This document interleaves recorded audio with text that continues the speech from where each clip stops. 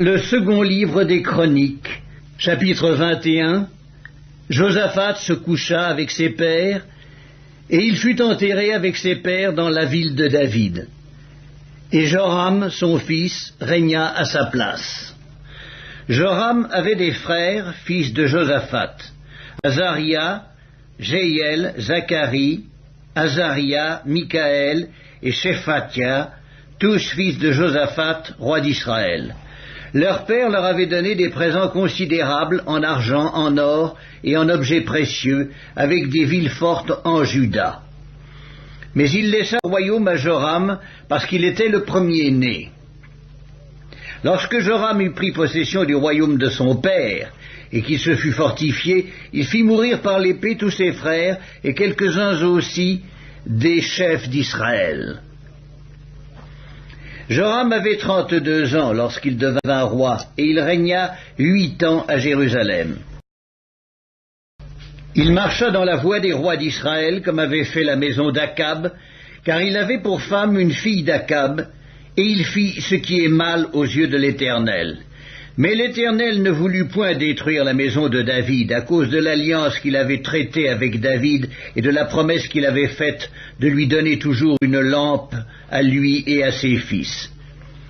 De son temps, Édom se révolta contre l'autorité de Juda, et se donna un roi. Joram partit avec ses chefs et tous ses chars. S'étant levé de nuit, il battit les Édomites qui l'entouraient et les chefs des chars.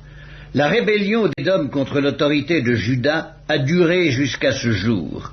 Libna se révolta dans le même temps contre son autorité parce qu'il avait abandonné l'Éternel, le Dieu de ses pères. Joram fit même des hauts lieux dans les montagnes de Juda. Il poussa les habitants de Jérusalem à la prostitution et il séduisit Juda. Il lui vint un écrit du prophète Élie, disant « Ainsi parle l'Éternel, le Dieu de David, ton père, parce que tu n'as pas marché dans les voies de Josaphat, ton père, et dans les voies d'Asa, roi de Juda, mais que tu as marché dans la voie des rois d'Israël, parce que tu as entraîné à la prostitution Juda et les habitants de Jérusalem, comme l'a fait la maison d'Akab à l'égard d'Israël, et parce que tu as fait mourir tes frères, meilleurs que toi, la maison même de ton père, voici, l'Éternel frappera ton peuple d'une grande plaie, tes fils, tes femmes et tout ce qui t'appartient.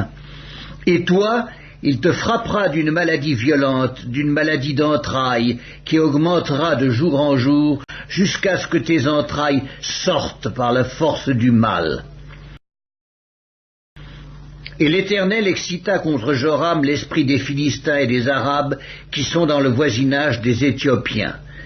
Ils montèrent contre Juda, y firent une invasion, pillèrent toutes les richesses qui se trouvaient dans la maison du roi, et emmenèrent ses fils et ses femmes, de sorte qu'il ne lui resta d'autre fils que Joachaz, le plus jeune de ses fils.